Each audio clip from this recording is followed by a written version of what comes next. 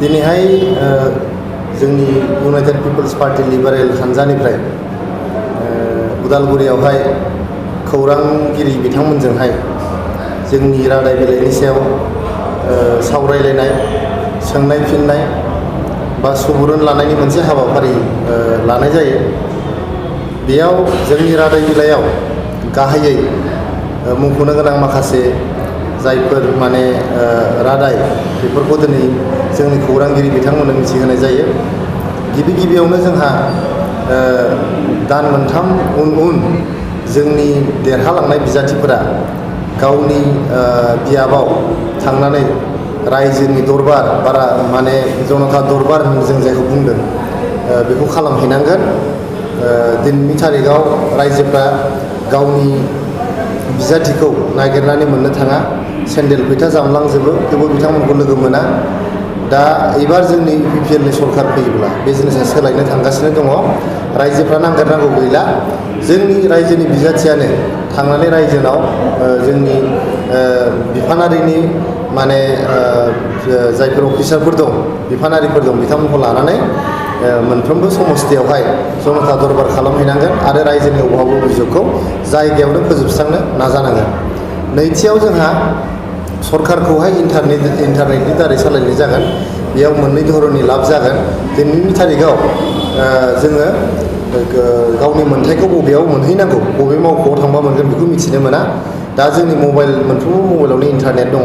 दा जोंनि जेसेबां 47 बिफानफोर फैगोन जोंनि BTR सरकाराव, मोनफ्रोमबो बिफाननि जे स्किमफोर दङ बेखौहाय मबाइलाव सेरबानो बिथांमोना अनलाइन एप्लाइ खालामनो हागोन। बेयाव मोनसे फिसा फिस दोननाय जागोन। दिनै थांलाय फैलाय हान्था मेलायाव, जानाय लोंनायाव बे स्किमखौ मोननो थाखाय गोबां रां बाहायनो गोनां जायो। दा बे रांखौ बाहायनांला, बे मोनसे 25 रां बा 50 रां मोनसे फिस दोननाय जागोन फर्माव, आरो बेयो सरकारनि मोनसे रेभिनिउ बायदि खामानि होगोन। नोंथांमोना मिथिगौ मोनसे गिदिर जोंहा रादाय दंबावो। मोनफ्रोमबो गावसुंथा हान्जानो, मोनफ्रोमबो सेल्फ हेल्प ग्रुपनो UPPL सरकार फैयोबा 75,000 करि जोङो खनसे अनसुंथाइ होगोन, जाहाथे बिथांमोना मोनसे दाउनि फार्म खालामनो हायो, अमानि फार्म खालामनो हायो, बा थांनानै थानायनि माबा मोनसे राहा खालामनो हायो। जेबो जुदि मावाब्लाबो बेंकआव दोननानै बिथांमोना गावनि फिसाजो फिसालानि फरायनायाव रां नांगौ जायोबा बेनिफ्राय लांथ'नानै बाहायहैनो हागोन। न'खराव बेमार आजार जायोबा बिथांमोना बाहायथ'नो हागोन। दा बेबायदि जों मोनसे रांखान्थि जौगानायनि हाबाफारि लानो हागोन। फैगोन बोसोरबायाव जोङो बड'लेण्ड आवास जजनानि आन्दाराव गासै 1 लाखथा न' गोदानै जों होनाय जागोन। बियो PMAY बाहेरायावबो 1 लाखथा न' जोङो बेखौ होगोन। आरो बे न'नि थाखाय खुनु ID नाम्बार नांनाय जानाय नङा, खुनु जोंनो आधार कार्ड नांगौ जानाय नङा। जोंनि ग्राम सभाया गामियाव मेल खुंनानै सोर गरिबसिन मानसि बे मानसिनो होयोब्लानो बेखौनो BTR गभर्नमेन्टआ गनायनानै बै मानसिनो न'खौ होनाय जागोन। बेजों लोगोसे जोंहा आइजोफोरनि थाखाय मोनसे बड'लेण्ड आइजो आयग होननाय मोनसे जों बानायनाय जागोन। बेजोंहाय आइजोफोरनि मोन्थाय, आइजोफोरनि जौगानाय बेखौ रैखाथि होनाय जागोन आरो बेखौ गोख्रोङै हाबाफारि लानाय जागोन। लोगोसेयै जोङो जिहेतु BCDC खौ थानाय नंला, BCDC खौ बोखारनानै भिलेज काउन्सिल खालामनाय जासिगोन। भिलेज काउन्सिलाव जोंहा खाजोना खांनायनि आरो मोनसे गामियारि कर्ट बायदि बियो हाबा मावगोन। फिसा फिसौ दावराव दावसिखौ फोजोबस्रांनो गामियावनो खालामनो हागोन, थानायाव थांनांनाय नङा, कर्टआव थांनायनि नङा। जोबोद इजियैनो बेखौ गामि लेभेलावनो फोजोबनायनि मोनसे बेब'स्था खालामनाय जागोन।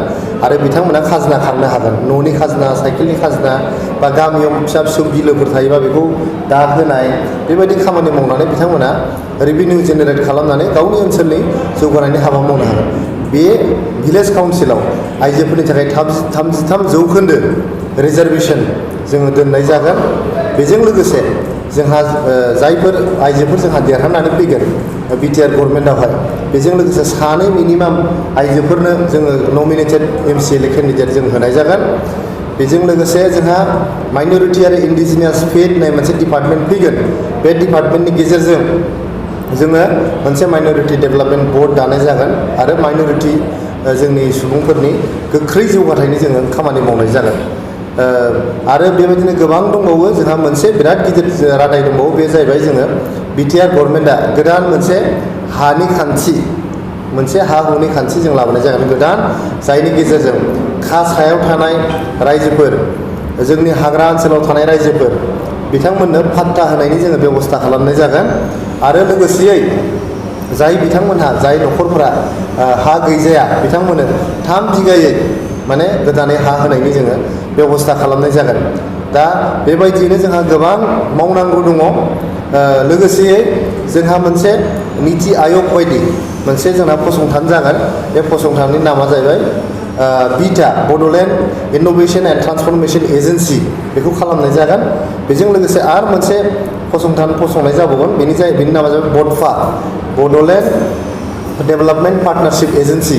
जाहाथे जोङो बायजोनि रांफोर, वर्ल्ड बेंकनि रां बा जोंनि CSR नि रांफोर बेखौ लाबोनानै जोंनि सरखारि रांजों लोगोसे बाहेरानि रांफोरखौ लाबोनानै जोंनि बिटिआर ओनसोलनि आरो बिटिआर ओनसोलनि सुबुंफोरनि माने गोख्रै जौगाथायखौ जाहाथे लाबोनो हायो, बिथांमोननि मोन्थायखौ जाहाथे जोङो फोलोमनो हायो, बिथांनि माने गांनाय उखैनायखौ जाहाथे जों फोलोमनो हायो, बेनि थाखाय जोङो UPPL हान्जाया मावनो थाखाय बे रादाय बिलाइखौ थियारि खालामनाय जादों। आरो बेखौनो दिनै एसेब्लाबो माखासे गाहाय जोंनि रादायफोरखौ जोंनि खौरांगिरि बिथांमोननो खिन्थानानै होनाय जादों। पृथ्वीराज नारायण देव मेचआ जोंनि सासे CWC मेम्बारमोन। बिथाङा जोंनि हान्जानि बेरेखा हाबाफोर मावबोबाय थादों थांनाय दान मोननै मोनथामसोनिफ्रायनो। गिबि बेरेखा हाबाया जाहैबाय, नोंथांमोना दाखालि नुदों जे जोंनि हान्जानि दैदेनगिरिफोरनाव बा हान्जानाव सोङालासिनो बिथाङा गुवाहाटी हाइकर्टआव जोंनि बिटिआर माने सुक्तिखौहाय बिथाङा केस होदों। बियो जोंनि दैदेनगिरिफोरखौ लाजि फोनांदों आरो जोंनि हान्जानि आब्रुथिखौ सिफायदों।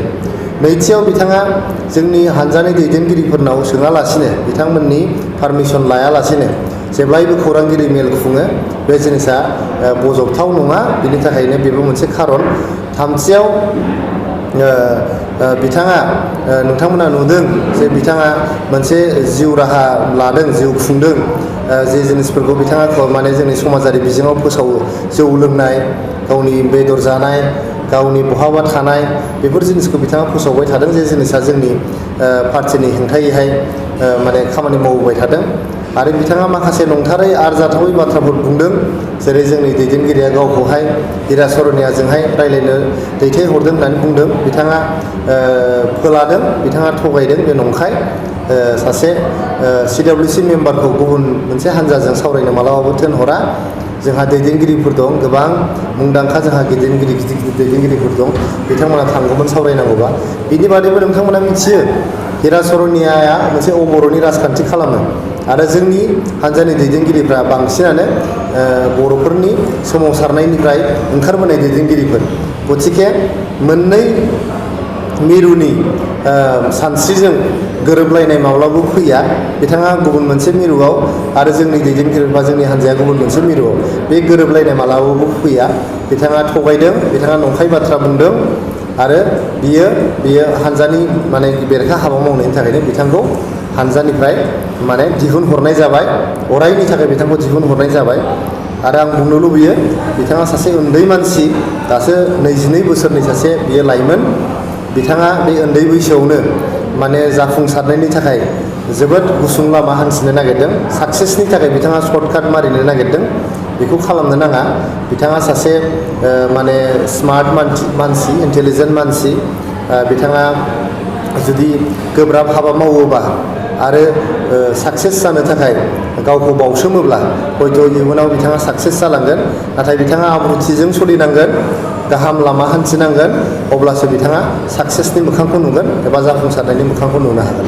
नोंथांमोननि जिथुनिखि बिसायख'थि रादाय बिलाइ, बेखौ माला फोसावगोन नोंथांमोना? जोङो बे बिसायख'थि रादाय बिलाइखौ जोंनि बिसायख'थि फोसावनाय लोगो लोगो रादाय बिलाइखौबो फोसावगोन। मानो होनबा जोंनि रादाय बिलाइआ एकदम गासिबो थियारि जानानै दंखाजोबो, थाग थियारि जानानै दंजोबो। बेखौ फोसावनांसिगौल'।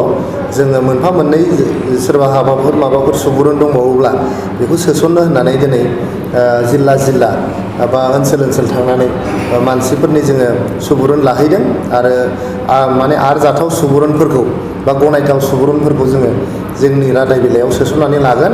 आरो बेखौ मोनसे रायजोनि रादाय बिलाइ बे खालि जोंनि UPPL रादाय बिलाइ नङा, रायजोनि रादाय बिलाइ खालामनाय जागोन, जोंनि गरिब दुखिया रायजोफोरनि रादाय बिलाइ खालामनाय जागोन आरो बेखौ मोगथां महर होनो जोङो नारा नाथा नाजाथारगोन। नोंथांमोननि बे रादाय बिलाइयाव बर्तमान ड्राफ्टिंआव मोनबेसेसो माने फैदों आरो? दासिमाव 150टा रादायफोर दङ जोंहा।